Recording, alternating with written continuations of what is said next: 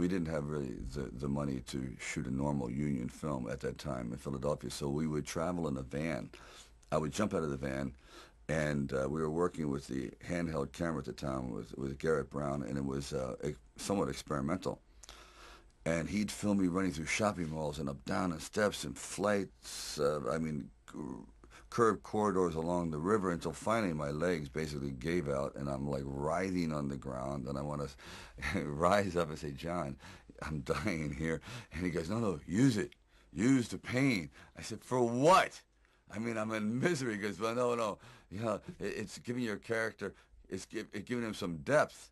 I said, it's giving me bruises. It's giving me like agony. I can't sleep at night. But, you know, John would use, one thing about John, he would use the environment. If he saw like the scene where we just jumped down and saw this ship along the dock, this docked along the pier, and he said, just jump out, run as fast as you can along the ship, and I'm running and running. I said, you know what? My legs are buckling.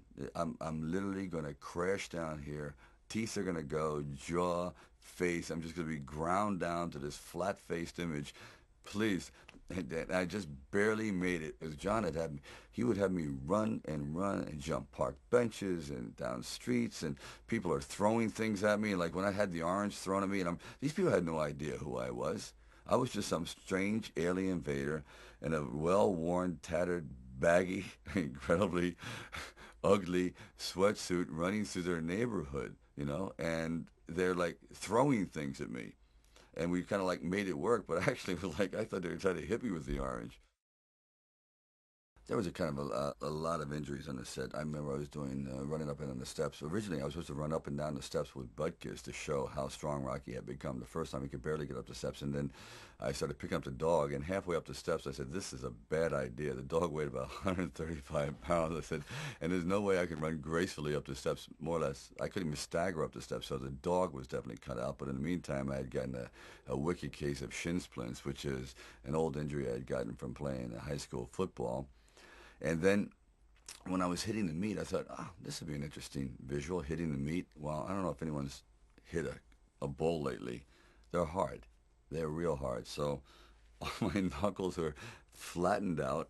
They just became, I guess, kind of like well, I don't know what they're good for anymore. I guess, you know, kind of like a table leg now. They're pretty flat. They're pretty even. They really don't function as a hand much anymore. But these are all somewhat of the memories of and the broken finger that I was using with Adrian. I said, okay, I'll just like take all the injuries in the movie and somehow work it in. Also in the movie, there was we couldn't afford many people, so I tried to get as much help from friends, from my brother who plays a street corner singer, and my father who's a bell ringer. As I said, my dog is in it. Even my wife, my first wife, was the set photographer. But she was. I think she shot a total of maybe 100 pictures because the budget was really tight. And actually, it was probably the best set photographer I've had in a long time because all those pictures are great.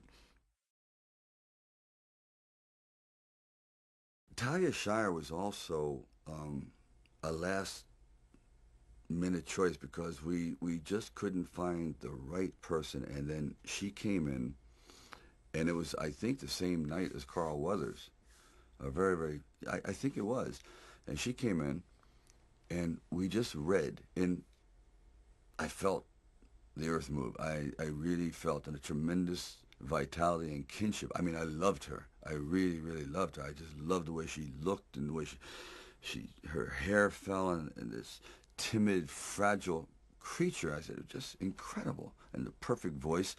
So when we were going to do Rocky meets her, and he just talks to her, and he sees a beauty in her that no one else sees because everyone has something to do. Rocky really has nothing to do, so he moves at a much slower pace, and he observes, and he sees things that other people don't see. So he's trying to bring her out because I guess he feels that she's probably the only one who's worse off than he is. So he's feeling kind of like a little protective towards her. And the sequence where we're supposed to go ice skating, originally that was written for 300 extras, and it was a big deal. Well, I show up on the set. They said, we have a slight change in plans. We have one extra. I said, Interesting. And I said, well, I have an interesting thing to tell you too. I don't ice skate.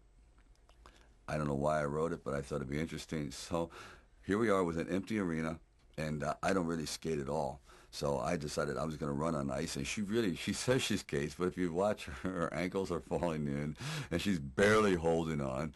And Rocky's trying to explain his life, looking cool, and he looks like so foolish, but she doesn't care. And where they really come together at that moment when he goes, you know, my father said I wasn't born with much of a brain.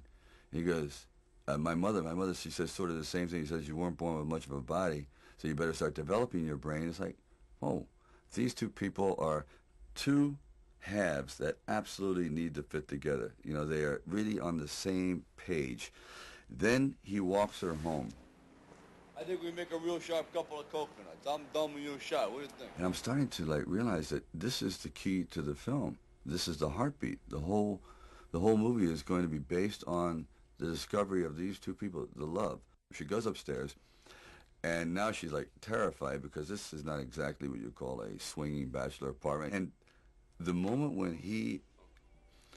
he gets her to that door, all of a sudden the whole facade changes. He no longer looks like this terrifying guy. He goes, you know, would you take off your glasses? And she really looks, if you ever watch that scene closely, you'll never see better responding by an actress to an awakening inside of like really feeling like someone truly loves her.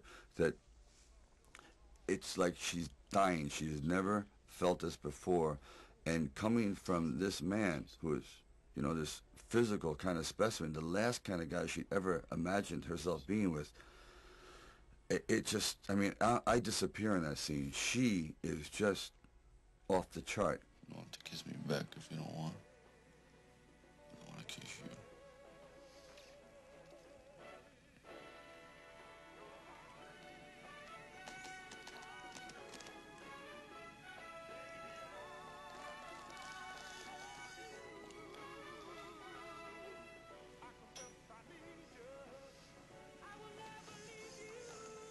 And I knew, I said, as soon as I kiss her, I'm going to be in a hospital bed. But it's okay. I knew I was going to have it.